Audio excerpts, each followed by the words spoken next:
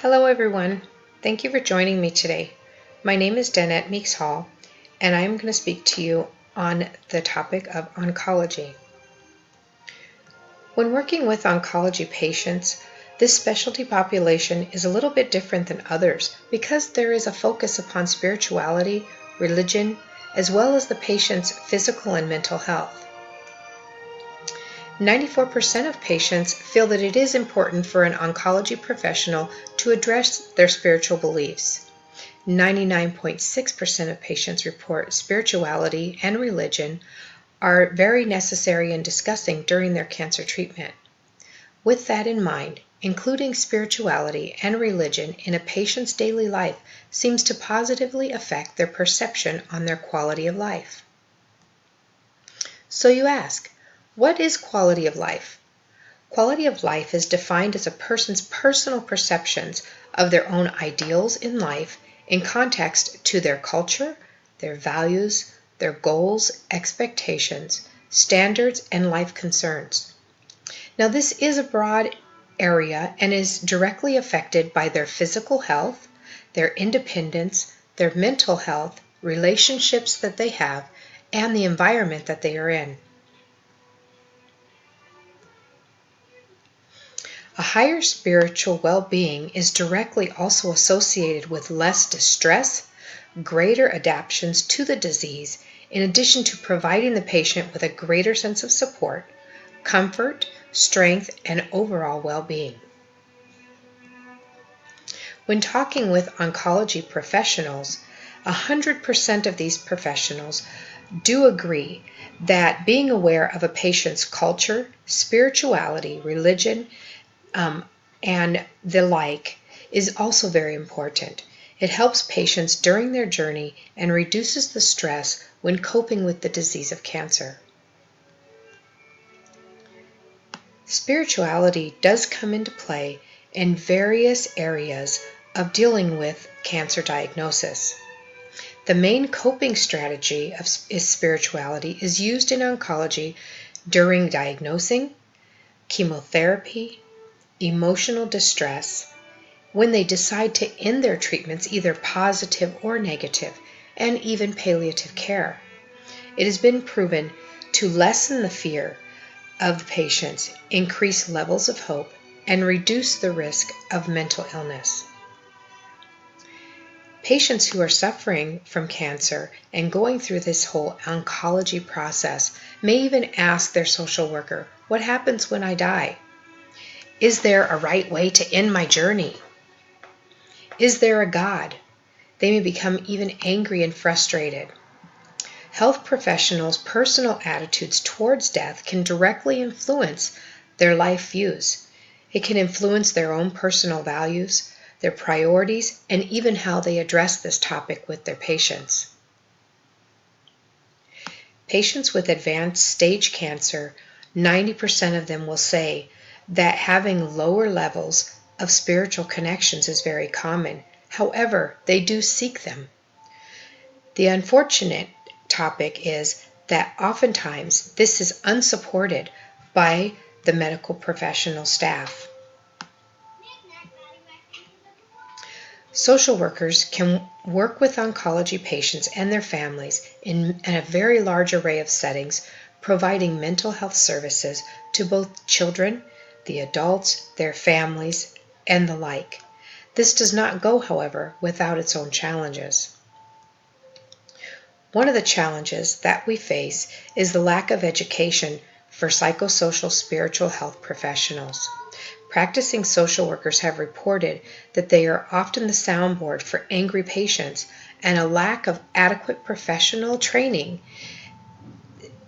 puts them in a situation where they really don't know how to handle these encounters and can result in even job satisfaction and less social workers working in this field where they are greatly needed. In an effort to curb this lack of training, there has been a program or training called Excel. This curriculum was created to train social workers on the care and concern of oncology patients. The implementation of this program helps social workers provide competent and compassionate care throughout the continuum of patient illness in various treatment settings. 6 of the core competencies that are included in the Excel curriculum are interdisciplinary collaboration and teamwork, person-centered, family-focused assessment training, family caregiver support, what does that look like and how do I give it, culturally sensitive communication, problem-solving skills, and decision-making when working with our patients, evidence-informed psychosocial interventions, and advocacy and leadership. An additional challenge that patients through oncology also face is the climbing costs of their treatments. 18% of patients said that costs prevented them from even getting treatment. 22% chose to even get treatment at all due to the high cost of out-of-pocket expenses. 68% simply said, "Treat me," and never even discussed the cost of that treatment. And then 48% were absolutely shocked to discover how costly that treatment was. According to the National Public Radio, over 400,000 Americans alone with cancer diagnosis currently ration their medications simply because of the cost of treatment. So how can you and I address the challenges that these patients face? One, the lack of specialized training. We can all take the Excel Oncology training. We can study person and environment therapy, be culturally sensitive and take trainings on culture sensitivity. We can take assessment training so we know what the needs are of our patients from the beginning phases of their diagnosis all the way to the final stages. We can take psychosocial, spiritual training as well. And we can be aware of what community resources are available to our clients no matter where they live, as well as patient advocacy. The second challenge that we can address is the rising cost of cancer treatments. We can complete an entire needs assessment for transitional care and understand healthcare options for our patients. We can help our patients understand and access and even apply for healthcare. There is a program called the 340B, which is a savings plan that helps fund cancer treatments for uninsured and underinsured patients. And finally, we can lobby for lower health costs in the United States. So we ask, how can I make a difference as a social worker? As a social worker, I would distinguish myself from others while working with my clients. Aside from basic case management, I can share the story of my own cancer journey as a patient and 10 years later as a family caregiver. Educationally, I have earned a master's degree in psychology, a doctorate in divinity. I am an ordained minister and a Christian counselor. With this educational foundation and my social work degree, I feel that I am prepared to meet the needs of this patient demographic. Attached, I have included a couple of oncology patient resources. One is financial resources such as CancerNet, Cancer Care Assistance, and HealthWell Foundation. These services help patients find financing to be able to pay for their treatments.